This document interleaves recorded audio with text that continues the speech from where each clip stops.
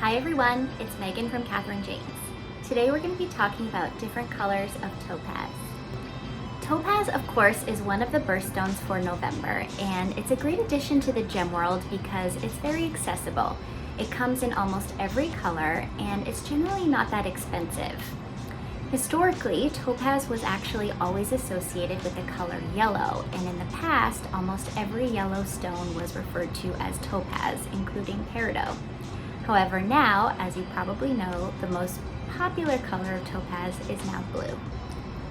Topaz is an allochromatic gemstone, which means it's naturally and most commonly colorless.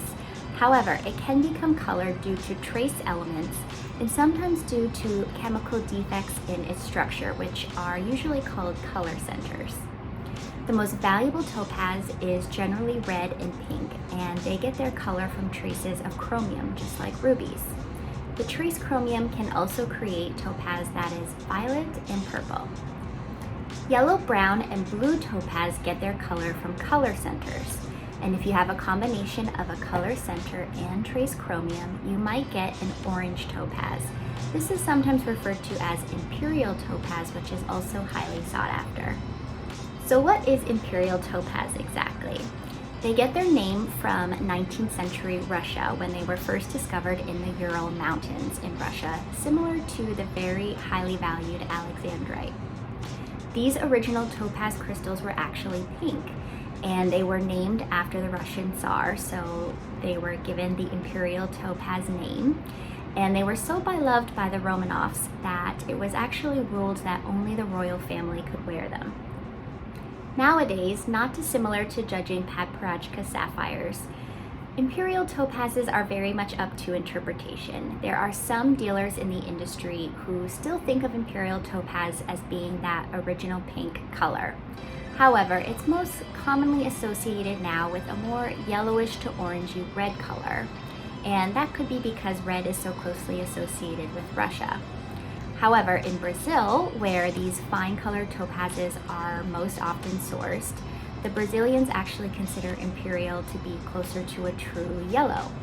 And then there are other people in the industry who consider that true Imperial topaz must show pleochroism.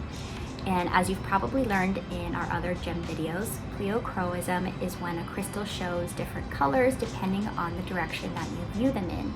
And in this case, of course, these dealers would be looking for the topazes to show that flash of red. It also makes sense that red topaz is considered sometimes Imperial topaz because, of course, Imperial is thought of as the most highly valued, and red topaz is definitely the rarest of all colors.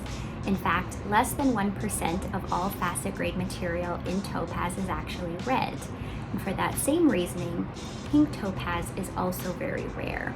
Sometimes called rose topaz, it can come in beautiful, very vibrant pink shades, very similar to the highest value pink sapphires.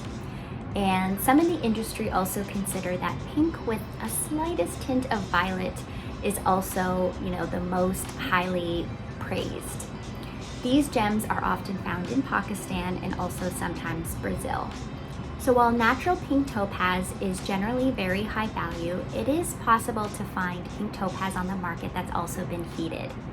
One important thing to know about this gem is that while it's an 8 on the Mohs hardness scale, it's actually very prone to cleavage, and that means that its chemical bonds in one direction are much weaker than in the other direction. And so if it's exposed to stress, or if you were to hit it very hard, it could split. When you're heating gemstones of this nature, you do have to be very, very careful. The other thing to remember is that even though the stone has been heated, it did have to have that trace element of chromium already in its chemical structure in order to achieve that beautiful rosy hue. So as mentioned, by far one of the more popular topazes on the market today is definitely blue topaz. And unlike pink topaz, natural, very strong blue topaz doesn't really exist in nature very often, and so nearly all the blue topaz that you see on the market today has been through a treatment process and probably started out as colorless topaz or maybe a yellowish green color. And so it usually goes through a two-step process of being irradiated first and then heated and it results in a wide variety of different blue colors. This treatment was invented in the 70s, and after that, a lot of jewelry manufacturers realized that it was a very stable process and it resulted in very uniform colors. And so, of course, they could access very large volumes of the same color, which is very important. And so it ended up in a lot of jewelry collections of major jewelry houses, and that still continues to this day. And so because of that, this gemstone has really flooded the market. It's very popular. It's been, very accessible. And it's very comparable to the similar colors that you find in aquamarine. And of course, blue still remains one of the most popular colors worldwide. And so all of this has really attributed to the mass popularity of blue topaz. The colorless stones that often end up blue topaz are sourced in Brazil, but they can also be sourced from Sri Lanka, Australia, Mexico, and many countries in Africa. Very similar to tourmaline, topaz naturally grows in very elongated and large crystals.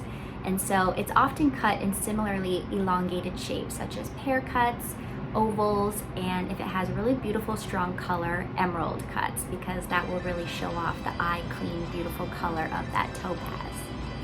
As mentioned, topaz can be very sensitive when it comes to being exposed to different stress. And so when you're wearing it and cleaning it and storing it, there are quite a few things you have to keep in mind.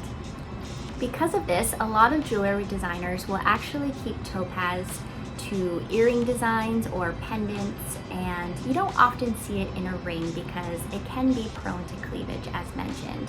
And if it is, it's often in a very protective but decorative setting, and often in a bezel setting in order to protect the outside perimeter of the stone. So obviously you want to be very careful when you're wearing your topaz, especially if you are wearing it in a ring. And when you're storing it and cleaning it, you want to make sure to avoid any very dramatic changes in temperature. So you definitely want to avoid any steam cleaners or ultrasonic cleaners at the jeweler or jewelry store. And when you're storing it, you want to make sure that it's definitely out of, any prolonged exposure to sunlight, and keeping it away from being in a very warm location for too long. Thank you so much for watching. If you want to learn more about gems and jewelry and also see our collections that are available now, please feel free to visit us on our main page at kjj.rocks. If you like this video, please feel free to like it and subscribe as we continue to learn more about gems and jewelry.